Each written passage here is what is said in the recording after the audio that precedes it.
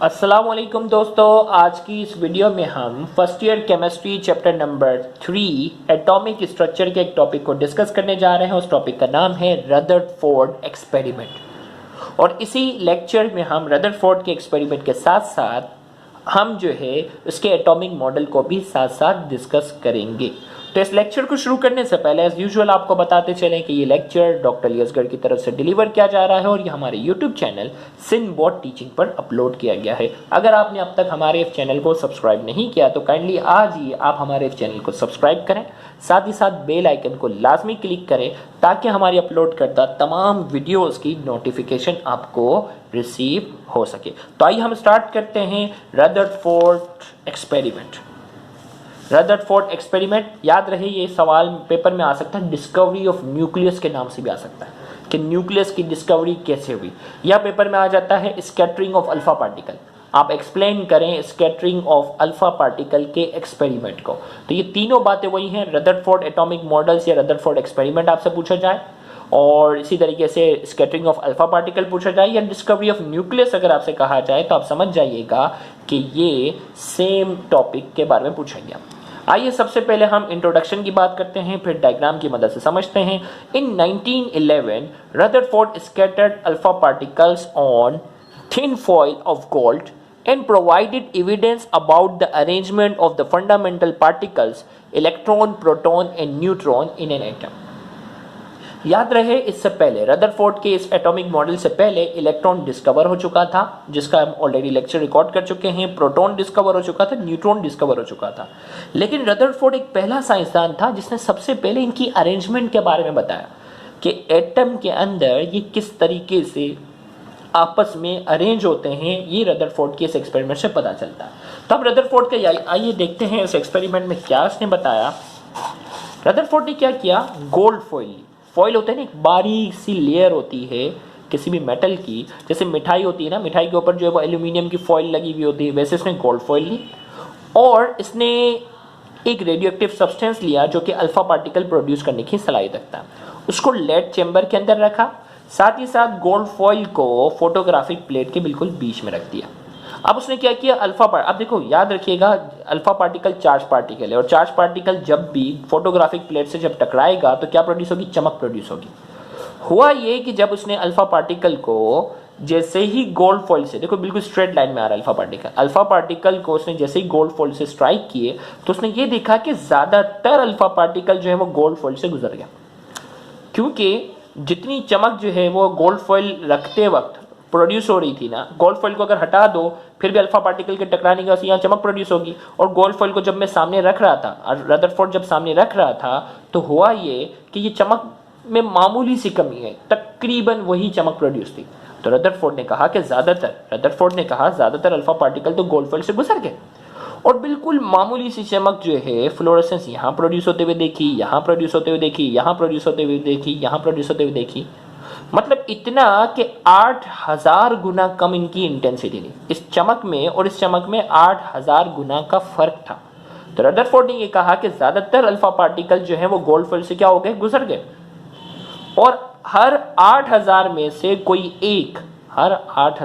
कोई एक जो होता है वो मुख्तलिफ एंगल पर जाकर क्या हो जाता है, स्कैटर्ड हो जाता है, अपने रास्ते से क्या हो जाता है, हट जाता है। अब देखिए मैं क्या उसने बोला, Rutherford scattered alpha particles on thin foil of gold की जो है वो बारीक सी फॉइल ली and provided arrangement, alpha particle को स्कैटर्ड होते हुए देखा और उसने एक एविडेंस दिया, सबूत दिया किसके बारे में, about the arrangement of the fundamental particles, fundamental जो बेसिक पार्टिकल्स हैं एटम के, इलेक्ट्रॉन, प्रोटॉन और न्यूट्रॉन, इनके अरेंजमेंट के बारे में बताया। अब एक्सपेरिमेंट क्या किया, Rutherford took a photographic plate, इसने फोटोग्राफिक प्लेट ली और फिर क्या किया, विथ फ्लोरेसेंट इंटरनल वॉल, और इसके इंटरनल वॉल में उसने जो है वो फ्लोरेसेंस मटेरियल रखा, यानी कोई भी चार्ज पार्टिकल टकराएगा तो चमक प्रोड्यूस होगी। He placed a very thin gold foil 0.00004 centimeter inside the plate and bombard alpha particles on the foil। और उसने बिल्कुल बारीक सी गोल्ड फॉइल, उसने क्या किया, बिल्कुल बारीक सी जो गोल्ड फॉइल थी उसको वहां से फोटोग्राफिक प्लेट के बीच में रखा और इस अल्फा पार्टिकल को उससे क्या किया, स्ट्राइक किया।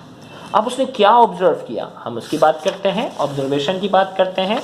तो observation, As a result of the above experiment, Rutherford observed most of the alpha particle pass through the foil undeflected, and a very few particles, 1:8000, did not pass and deflected with large angle.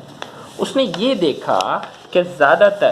देखा कि भाई चमक तो यहाँ की चमक इस चमक के मुकाबले में, इन चमक के मुकाबले में 8000 गुना ज़्यादा है।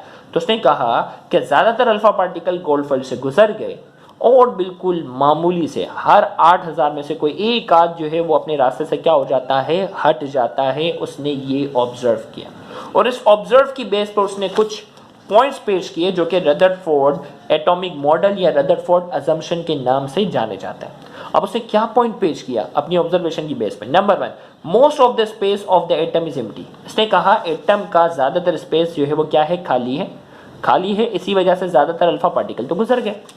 दूसरा, the centre portion of the atom is not empty which is called nucleus.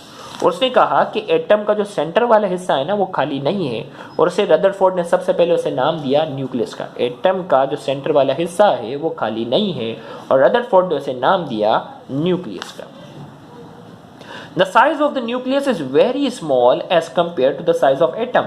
इसने कहा कि न्यूक्लियस की जो साइज है वो एटम की साइज के मुकाबले में क्या है, बहुत ही कम है। तभी तो ज्यादातर अल्फा पार्टिकल क्या हो गए थे, तभी तो ज्यादातर अल्फा पार्टिकल जो है वो गुजर गए थे, क्योंकि इस न्यूक्लियस की साइज एटम की साइज के मुकाबले में क्या है, बहुत ही छोटी है और एटम का ज्यादातर हिस्सा जो है वो खाली है।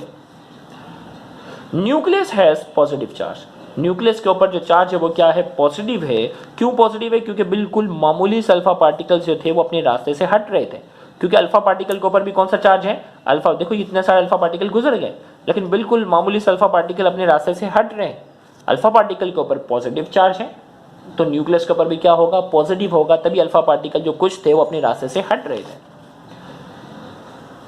About all the mass of an atom is concentrated in this small nucleus। और उसने कहा कि एटम का जो ज्यादातर मास है ना वो इसी न्यूक्लियस के अंदर मौजूद है, एटम का ज्यादातर हिस्सा खाली है। Proton and neutron lies in the nucleus. अब न्यूक्लियस के ऊपर पॉजिटिव चार्ज है तो लाजमी प्रोटॉन और न्यूट्रॉन इस न्यूक्लियस के अंदर होंगे और इलेक्ट्रॉन इसके गिर्द क्या कर रहा है, मुसलसल चक्कर लगा रहा है। तो proton and neutron lie in the nucleus, nucleus के अंदर है। Electron lie outside the nucleus, electron जो है वो न्यूक्लियस के बाहर पाया जाता है। Electron are revolving around the nucleus, और ये न्यूक्लियस के गिर्द मुसलसल क्या कर रहा है, चक्कर लगा रहा है। They are continuously revolving around the nucleus, they are continuously, revolving का वर्ड यहाँ मिस है, तो they are continuously revolving, revolving का वर्ड मैंने यहाँ ऐड कर दिया। और इसने कहा कि ये मुसलसल इसके गिर्द क्या करता है, चक्कर लगा रहा होता है। तो यहाँ जाकर रदरफोर्ड का एक्सपेरिमेंट में आपने क्या करना है, जो यहाँ नोट्स में लिखा था वो आपने पूरा लिखना है। ये डायग्राम आपने बनानी है और ये वाली डायग्राम भी आपने बनानी है, और जो नोट्स में लिखा था अगर आप लिख कर आओगे तो इंशाल्लाह आपको फुल मार्क्स मिलेंगे इंशाल्लाह। तो यहाँ जाकर हमारा ये लेक्चर जो है वो मुकम्मल हुआ। अगर आपको हमारा ये लेक्चर समझ में आया है तो वीडियो को लाजमी लाइक करें, कमेंट में अपना फीडबैक लाजमी दो और उस वीडियो को ज़्यादा से ज़्यादा शेयर करके अपना हक ज़रूर अदा करें।